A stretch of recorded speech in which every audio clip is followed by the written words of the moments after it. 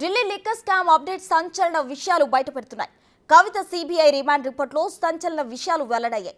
హవాలా మార్గాల్లో డబ్బులు తరలించినట్టు కవిత మాజీ పిఏ అశోక్ కౌశిక్ అంగీకరించారు. అభిషేక్ బోయినపల్లి సూచన మేరకు హవాలా మార్గంలో గోవాకు భారీగా డబ్బులు కౌశిక్ చెప్పారు. అశోక్ కౌశిక్ ద్వారా 25 కోట్లు డెలివరీ అయినట్లు కాల్ రికార్డ్స్ కూడా స్పష్టమయ్యాయి. ఆ డబ్బంతా గోవా అసెంబ్లీ ఎన్నికలకు ఆప్ నేతలు ఉపయోగించినట్లు రిమాండ్ రిపోర్టులో వెల్లడించారు. ఇండో స్పిరిట్ లో కవిత భాగస్వామి అనేందుకు కూడా ఆధారాలు ఉన్నాయని తెలిపారు. ఢిల్లీ లిక్కర్ వ్యాపారంలో రిటైల్ జోన్ లో 2 జోన్లకు అవకాశం ఉండగా శరత్ చంద్రారెడ్డికి 5 జోన్లు దక్కినట్లు రిమాండ్ రిపోర్ట్ వెల్లడిస్తోంది. కవిత, శరత్ చంద్రారెడ్డి మధ్య 14 కోట్ల రూపాయల లావాదేవీలకు సంబంధించి బ్యాంక్ రికార్డ్స్ ఉన్నాయని తెలుస్తోంది.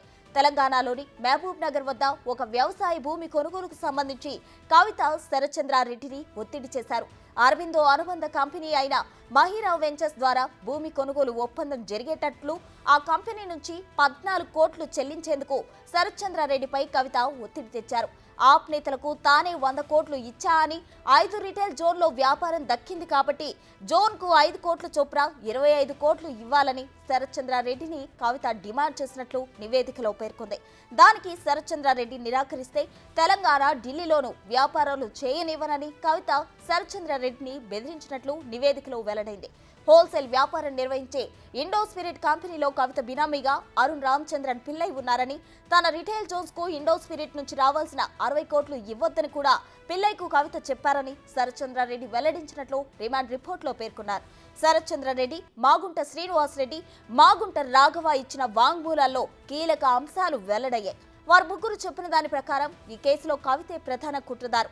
వారు వెల్లడించిన అనేక అంశాలపై కవితను మరింతగా ప్రశ్నించాల్సి ఉంటుంది కాబట్టి కస్టడీకి ఇవ్వాల్సిందిగా కోరుతున్నామని సిబిఐ వాదించింది.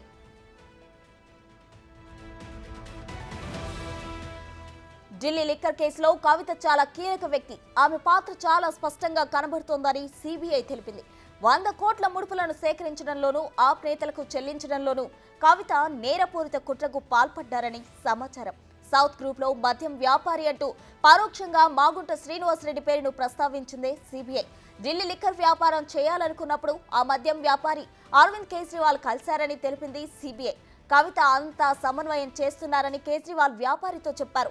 ఆప్ నేతలకు ఇవ్వడం కోసం 100 కోట్లు కావాలని, వెంటనే 50 కోట్లు ఏర్పాటు చేయాలని కవిత మద్యం వ్యాపారిని కోరినట్లు నివేదికలో పేర్కొన్నారు. తన కుమారుడి ద్వారా 25 కోట్ల రూపాయలు కవిత సన్నిహితులకు ఆ మద్యం వ్యాపారి అందజేసినట్లు స్పష్టం చేశారు. అభిషేక్ బోయినపల్లి ద్వారా డబ్బు సమకూర్చినట్లు, ఆ డబ్బులు గోవా ఎన్నికలకు తరలించినట్లు అప్రూవర్గా మారిన దినేష్ అరోరా చెప్పారని రిమాండ్ రిపోర్టులో స్పష్టం చేశారు.